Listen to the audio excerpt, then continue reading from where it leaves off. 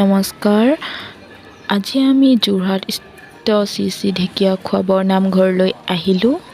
ইমান ধুনীয়াকৈ বনোৱা হৈছে এই নামঘৰ ভাগ। উল্লেখযোগ্য যে 520 বছৰৰ পূৰ্বে আজিও অক্ষ বন্তিগছি জ্বলি আছে আমাৰ ঢেকীয়াখোৱা বৰনামঘৰত। আৰু এই বন্তিগছি আপোনালোকে মণিকূটৰ ভিতৰ ভাগত দেখিবলৈ পাব। প্ৰথমতে আহিয়ে আমি নামঘৰৰ সন্মুখ ভাগ পালোহি। এইখনেই হৈছে নামঘৰত প্ৰৱেশ কৰাৰ প্ৰথম মুখ্য দুৱাৰ। এই আকৰ্ষণীয় তোৰণখনেদি প্ৰৱেশ কৰিয়ে আমি পাম এই দীঘলীয়া বাটচৰাটো।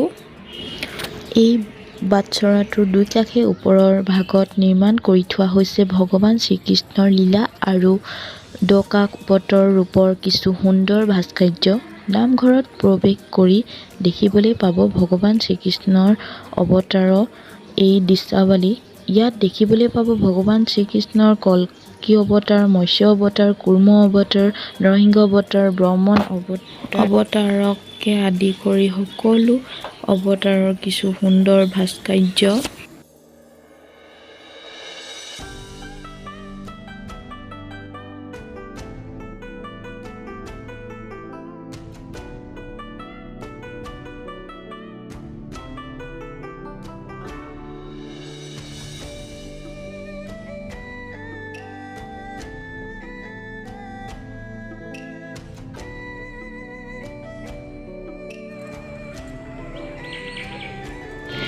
এয়া হৈছে 500 বছৰৰ পূৰ্বে শ্ৰী মহাপুৰুষ মাধৱদেৱে ৰোপণ কৰা সেই বটবৃক্ষজোপা।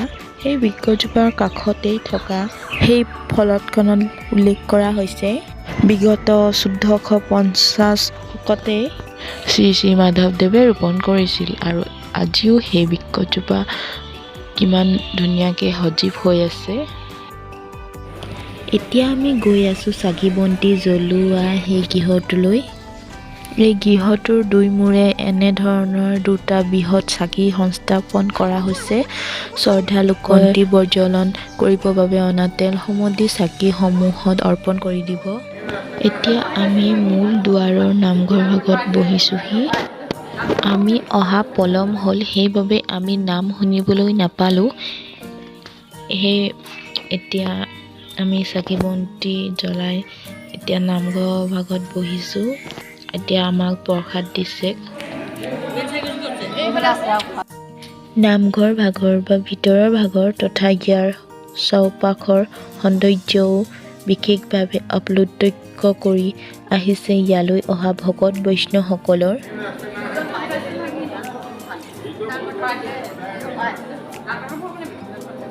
যিমান পাৰোঁ আপোনালোকক মই দেখুৱাবলৈ চেষ্টা কৰিলোঁ। যদি ভিডিঅ'টো ভাল পালে তেনেহ'লে প্লিজ লাইক, কমেণ্ট আৰু ছাবস্ক্ৰাইব কৰি দিব।